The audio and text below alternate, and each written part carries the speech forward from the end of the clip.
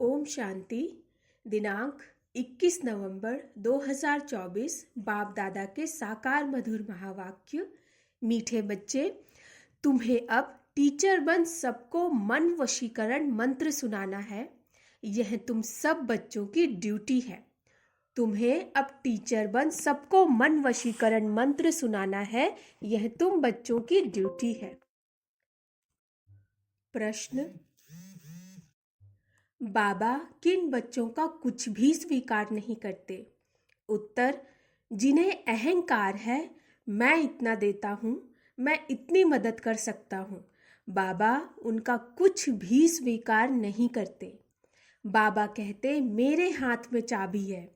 चाहे तो मैं किसी को गरीब बनाऊं, चाहे किसी को साहूकार बनाऊं। यह भी ड्रामा में राज है।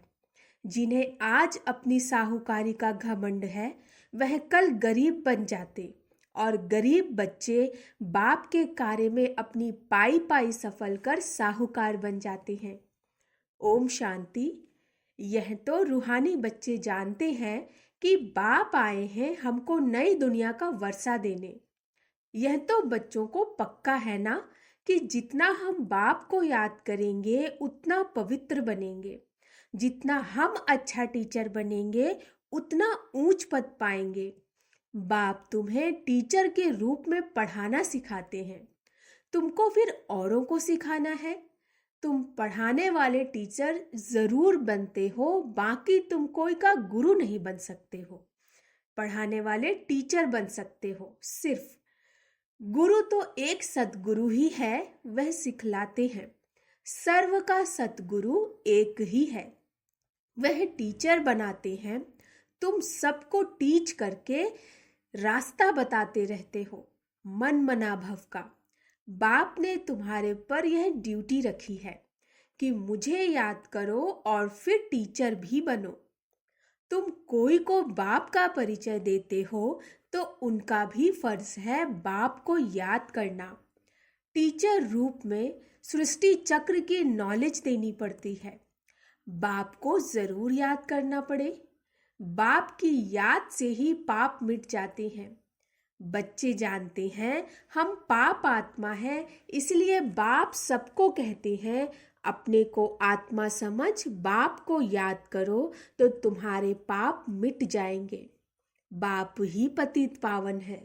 युक्ति बताते हैं, मीठे बच्चे, तुम्हारी आत्मा पतित बनी है, जिस कारण शरीर भी पतित बना है। पहले तुम पवित्र थे, अभी तुम अपवित्र बने हो। अब पतित से पावन होने की युक्ति तो बहुत सहज समझाते हैं। बाप को याद करो तो तुम पवित्र बन जाएंगे। उठते बैठते चलते बाप को याद करो। वो लोग गंगा स्नान करते हैं तो गंगा को याद करते हैं, समझते हैं वह पतित पावनी है। गंगा को याद करने से पावन बन जाना है। परंतु बाप कहते हैं कोई भी पावन बन नहीं सकते। पानी से कैसे पावन बनेंगे? बाप कहते हैं मैं पतित पावन हूँ। हे बच्चों, देह सहित देह के सब धर्म छोड़ मुझे याद करने से तुम पावन बन फिर से अपने घर मुक्ति धाम पहुंच जाएंगे। सारा कल्प घर को भूले हो। बाप को सारा कल्प कोई जानता ही नहीं। एक ही बार बाप खुद आकर अपना परिचय देते हैं इस मुख द्वारा। इस मुख की कितनी महिमा है। गौ मुख कहते हैं ना, वह गौ तो जानवर है, यह है मनुष्य की बात। तुम जानते हो यह बड़ी माता है, अर्थात ब्रह्मा बाबा, जिस माता द्वारा शिव बाबा तुम सबको एडॉप्ट करते हैं। तुम अभी बाबा बाबा कहने लगे हो। बाप भी कहते हैं इस याद की यात्रा से ही तुम्हारे पाप कटने हैं। बच्चे को बाप याद पड़ जाता है ना, उसकी शक्ल आदि दिल में बैठ जाती है। तुम जानते हो जैसे हम आत्मा हैं वैसे वह परम आत्मा है। शक्ल में और कोई फर्क नहीं है। शरीर के संबंध में तो फीचर्स आदि अलग हैं, बाकी आत्मा तो एक जैसी ही है। जैसे हमारी आत्मा वैसे बाप भी परम आत्मा है। तुम बच्चे जानते हो, बाप परम धाम में रहते हैं, हम भी परम धाम में रहते हैं। बाप की आत्मा और हमारी आत्मा में और कोई फर्क है नहीं। वह भी बिंदी है, हम भी बिंदी हैं। यह ज्ञान और कोई को है नहीं। तुमको भी बाप ने बताया है। बाप के लिए भी क्या क्या कह देते हैं। सर्वव्यापी है, पत्थर ठिक्कर में है, जिसको जो आता है वह कह देते हैं। ड्रामा प्लान अनुसार भक्ति मार्ग में बाप के नाम रूप देश काल को भूल जाते हैं। तुम भी भूल जाते हो। आत्मा अपने बाप को भूल जाती है। बच्चा बाप को भूल जाता है तो बाकी क्या जानेंगे। गोया निधन के हो गए। धनी को याद ही नहीं करते, धनी के पाठ को ही नहीं जानते, अपने को भी भूल जाते हैं। तुम अच्छी रीति जानते हो, बरोबर हम भूल गए थे। हम पहले ऐसे देवी देवता थे, अब जानवर से भी बदतर हो गए हैं। मुख्य तो हम अपनी आत्मा को भी भूल गए हैं। अब रियलाइज कौन करावे। कोई भी जीवात्मा को यह पता नहीं होगा कि हम आत्मा क्या है, कैसे सारा पार्ट बजाते हैं। हम सब भाई भाई हैं, यह ज्ञान और कोई में नहीं है। इस समय सारी सृष्टि ही तमो प्रधान बन चुकी है, ज्ञान नहीं है। तुम्हारे में अब ज्ञान है, बुद्धि में आया। हम आत्मा इतना समय अपने बाप की ग्लानि करते आए हैं। ग्लानि करने से बाप से दूर हो जाते हैं, सीढ़ी नीचे उतरते गए हैं। ड्रामा प्लान अनुसार मूल बात हो जाती है बाप को याद करने की। बाप और कोई तकलीफ नहीं देते हैं। बच्चों को सिर्फ बाप को याद करने की तकलीफ है। बाप कभी बच्चों को कोई तकलीफ दे सकते हैं क्या? लॉ नहीं कहता। बाप कहते हैं मैं कोई भी तकलीफ नहीं देता हूँ। कुछ भी प्रश्न आदि पूछते हैं, कहता हूँ इन बातों में टाइम वेस्ट क्यों करते हो। बाप को याद करो। मैं आया ही हूँ तुमको ले जाने, इसीलिए तुम बच्चों को याद की यात्रा से पावन बनना है। बस मैं ही पतित पावन बाप हूँ। बाप युक्ति बताते हैं, कहाँ भी जाओ बाप को याद करना है। 84 के चक्र का राज भी बाप ने समझा दिया है। अब अपनी जांच करनी है, कहाँ तक हम बाप को याद करते हैं। बस और कोई तरफ का विचार नहीं करना। यह तो मोस्ट इजी है, अर्थात बहुत सरल। बाप को याद करना है। बच्चा थोड़ा बड़ा होता है तो ऑटोमेटिकली माँ बाप को याद करने लग पड़ता है। तुम भी समझो, हम आत्मा बाप के बच्चे हैं। याद क्यों करना पड़ता है? क्योंकि हमारे ऊपर जो पाप चढ़े हुए हैं वह इस याद से ही खत्म होंगे। इसीलिए गायन भी है, 1 सेकंड में जीवन मुक्ति। जीवन मुक्ति का मदार पढ़ाई पर है और मुक्ति का मदार याद पर है। जीवन मुक्ति का मदार पढ़ाई और मुक्ति का मदार याद। जितना तुम बाप को याद करेंगे और पढ़ाई पर ध्यान देंगे तो ऊंच नंबर में मर्तबा पाएंगे। धंधा आदि तो भल करते रहो, बाप कोई मना नहीं करते। धंधा आदि जो तुम करते हो वह भी दिन रात रहता है ना, याद रहता है ना। तो अब बाप यह रूहानी धंधा देते हैं। अपने को आत्मा समझ मुझे याद करो और 84 के चक्र को याद करो। मुझे याद करने से ही तुम सतो प्रधान बनेंगे। यह भी समझते हो, अभी पुराना चोला है, फिर सतो प्रधान नया चोला मिलेगा। अपने पास बुद्धि में तंत्र रखना है, जिससे बहुत फायदा होना है। सार जैसे स्कूल में सब्जेक्ट तो बहुत होते हैं, फिर भी इंग्लिश पर मार्क्स अच्छी होती है, क्योंकि इंग्लिश है मुख्य भाषा। उन्हों का पहले राज्य था, इसलिए वह जास्ती चलती है। अभी भी भारतवासी कर्जदार हैं। भल कोई कितने भी धनवान है, परंतु बुद्धि में यह तो है ना कि हमारे राज्य के जो हैंड्स हैं वह कर्जदार हैं। गोया हम भारतवासी कर्जदार हैं। प्रजा प्रजा जरूर कहेगी ना हम कर्जदार हैं। यह भी समझ चाहिए ना। जबकि तुम राजाई स्थापन कर रहे हो, तुम जानते हो हम सभी इन सब कर्जों से छूटकर सॉल्वेंट बनते हैं। फिर आधा कल्प हम कोई से भी कर्जा उठाने वाले नहीं। कर्जदार पतित दुनिया के मालिक हैं। अभी हम कर्जदार भी हैं, पतित दुनिया के मालिक भी हैं। हमारा भारत ऐसा है। गाते हैं ना, तुम बच्चे जानते हो हम बहुत साहूकार थे, परिजादे परिजादियां थे, यह याद रहता है। हम ऐसे विश्व के मालिक थे, अभी बिल्कुल कर्जदार और पतित बन पड़े हैं। यह खेल की रिजल्ट बाप बतला रहे हैं। रिजल्ट क्या हुई है, तुम बच्चों को स्मृति आई है। सतयुग में हम कितने साहूकार थे, किसने तुमको साहूकार बनाया? बच्चे कहेंगे, बाबा आपने हमको कितना साहूकार बनाया था। एक बाप ही साहूकार बनाने वाले हैं। दुनिया इन बातों को नहीं जानती। लाखों वर्ष कह देते से सब भूल गए हैं, कुछ नहीं जानते। तुम अभी सब कुछ जान गए हो। हम पद्मा पदम साहूकार थे, बहुत पवित्र थे, बहुत सुखी थे।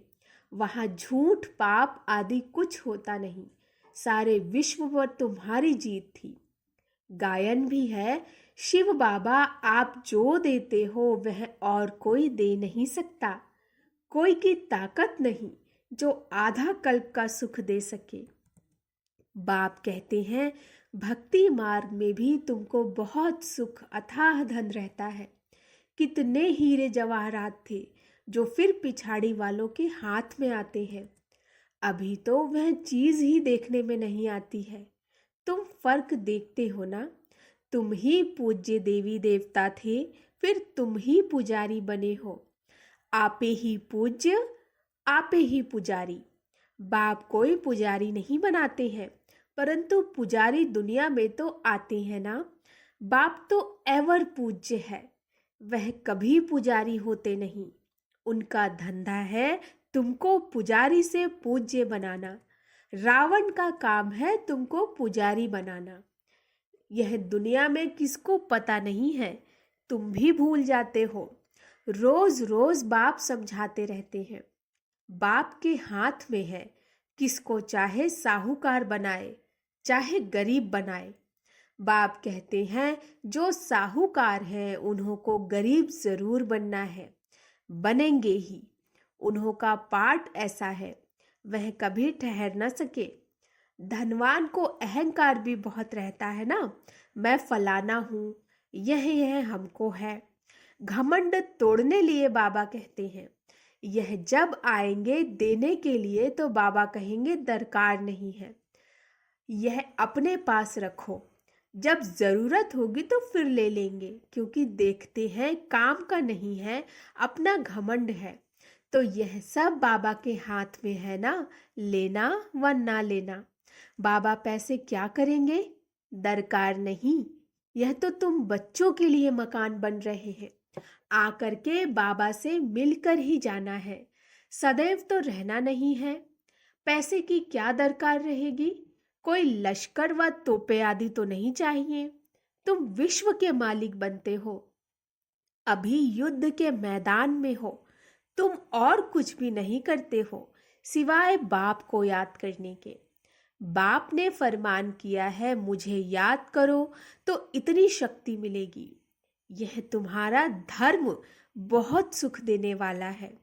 बाप है सर्वशक्तिमान, तुम उनके बनते हो। सारा मदार याद की यात्रा पर है। यहाँ तुम सुनते हो, फिर उस पर मंथन चलता है। जैसे गाय खाना खाकर फिर उगारती है, मुख चलता ही रहता है। तुम बच्चों को भी कहते हैं, ज्ञान की बातों पर खूब विचार करो। बाबा से हम क्या पूछें? बाप तो कहते हैं मन मना भव, जिससे ही तुम सतोप्रधान बनते हो, यह एम ऑब्जेक्ट सामने है। तुम जानते हो सर्वगुण संपन्न 16 कला संपूर्ण बनना है। यह ऑटोमेटिकली अंदर में आना चाहिए। कोई की ग्लानि व पाप कर्म आदि कुछ भी ना हो। कोई भी तुमको उल्टा कर्म नहीं करना चाहिए। नंबर 1 है यह देवी देवताएं। पुरुषार्थ से ऊंच पद पाया है ना, उन्हों के लिए गाया जाता है, अहिंसा परमो देवी देवता धर्म। किसको मारना यह हिंसा हुई ना। बाप समझाते हैं तो फिर बच्चों को अंतर्मुख हो अपने को देखना है, हम कैसे बने हैं। बाबा को हम याद करते हैं। कितना समय हम बाबा को याद करते हैं। इतनी दिल लग जाए जो यह याद कभी भूले ही नहीं। अब बेहद का बाप कहते हैं तुम आत्माएं मेरी संतान हो, सो भी तुम अनादि संतान हो। वह जो आशिक माशूक होते हैं उन्हों की है जिस्मानी याद। जैसे साक्षात्कार होता है फिर गुम हो जाते हैं, वैसे भी सामने आ जाते हैं। उस खुशी में है, खाते पीते याद करते रहते हैं। तुम्हारे इस याद में तो बहुत बल है। एक बाप को ही याद करते रहेंगे और तुमको फिर अपना भविष्य याद आएगा। विनाश का साक्षात्कार भी होगा।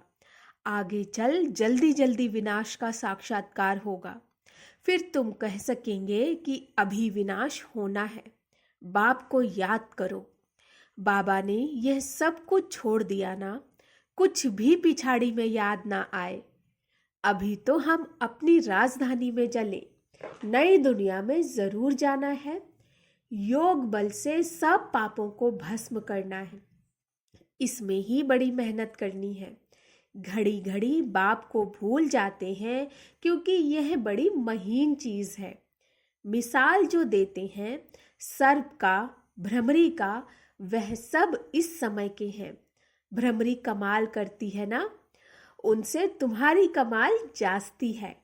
बाबा लिखते हैं ना, ज्ञान की भू भू करते रहो, आखिरीन जाग पड़ेंगे। जाएंगे कहाँ?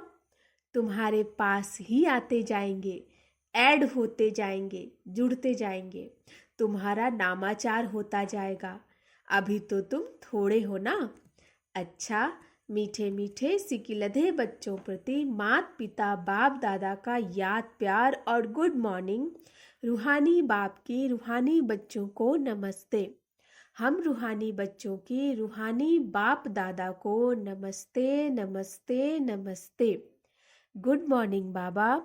धारणा के लिए मुख्य सार, ज्ञान का खूब विचार सागर मंथन करना है।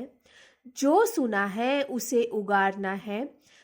अंतर्मुख हो, देखना है कि बाप से ऐसी दिल लगी हुई है जो वह कभी भूले ही नहीं। दूसरा, कोई भी प्रश्न आदि पूछने में अपना टाइम वेस्ट ना कर याद की यात्रा से स्वयं को पावन बनाना है। अंत समय में एक बाप की याद के सिवाय और कोई भी विचार ना आए, यह अभ्यास अभी से करना है। वरदान, दृढ़ संकल्प रूपी व्रत द्वारा वृत्तियों का परिवर्तन करने वाले महान आत्मा भव। दृढ़ संकल्प रूपी व्रत द्वारा वृत्तियों का परिवर्तन करने वाले महान आत्मा भव। महान बनने का मुख्य आधार है पवित्रता। इस पवित्रता के व्रत को प्रतिज्ञा के रूप में धारण करना अर्थात महान आत्मा बनना। कोई भी दृढ़ संकल्प रूपी व्रत वृत्ति को बदल देता है। पवित्रता का व्रत लेना अर्थात अपनी वृत्ति को श्रेष्ठ बनाना। व्रत रखना अर्थात स्थूल रीति से परहेज करना। मन में पक्का संकल्प लेना। तो पावन बनने का व्रत लिया और हम आत्मा भाई भाई हैं, यह ब्रदरहुड की वृत्ति बनाई। इस वृत्ति से ब्राह्मण महान आत्मा बन गए। स्लोगन, व्यर्थ से बचना है तो मुख पर दृढ़ संकल्प का बटन लगा दो। व्यर्थ से बचना है तो मुख पर दृढ़ संकल्प का बटन लगा दो। अच्छा, ओम शांति।